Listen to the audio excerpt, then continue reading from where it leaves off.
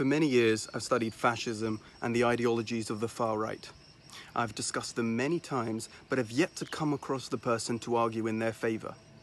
Now, I'm sure these people exist, I simply haven't met them yet, and that's a good thing. We don't want people on the extremes to be prevalent in modern society. Now, that being said, I have constantly found myself over this past year counter-debating Marxists.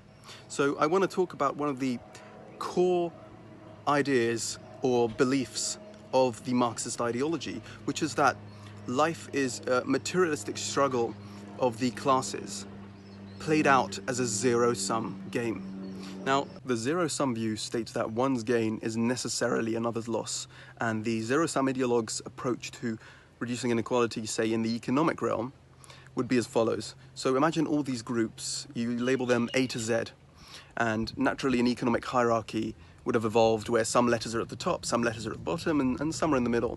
So the zero-sum ideologue would think, well, if I raise the ones at the bottom, consequentially the ones at the top will be lowered, and vice versa. And since it is easier to lower the ones at the top, that would be the preferred course of action. Now, they're basically imagining this pie and thinking that if they reduce the slice of those at the top and therefore increase the ones of those at the bottom, they would reduce inequality. But they fail to recognize that this pie, this so-called pie, is infinitely increasing, and over the past few decades has done so exponentially and faster than ever. Almost everyone is now better off financially than their ancestors would have been. Now, this is played out, a perfect example of this is modern feminism, which has gone far from its original objective, female empowerment, to male belittlement. This disdain for hierarchies is a fundamental pillar to this zero-sum worldview. I remember reading on BLM's manifesto that one of their main objectives was to dismantle the Western-subscribed nuclear family. Now, Western-subscribed has to do with cultural Marxism, I'm not going to talk about that today, but dismantle the nuclear family?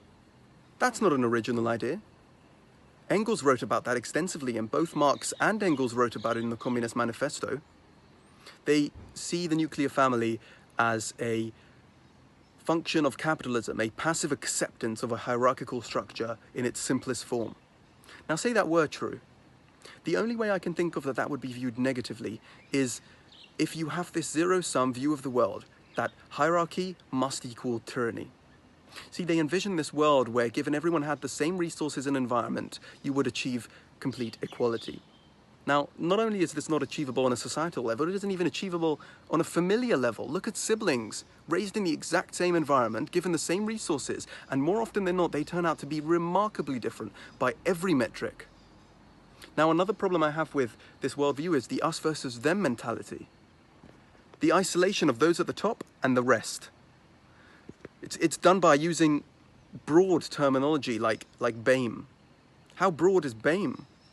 Even black, Asian, these are too broad. There are too many components and factors to be considered. You know, country of origin, different country, different culture.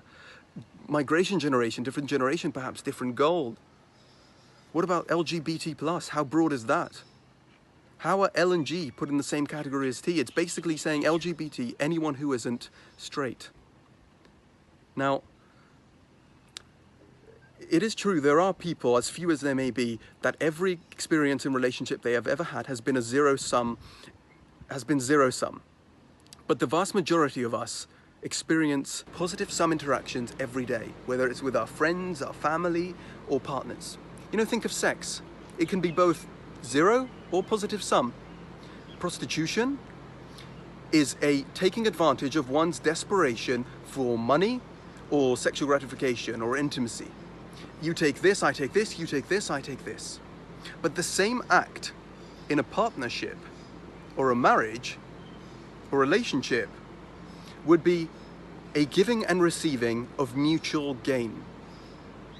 Now, these Marxist ideas sound very well in theory, and as inviting as they may be, we must remember that in reality and in practice, they create a depressive, oppressive, and murderous dystopia. His philosophy is the equivalent of a van kidnapper. Don't take his sweets.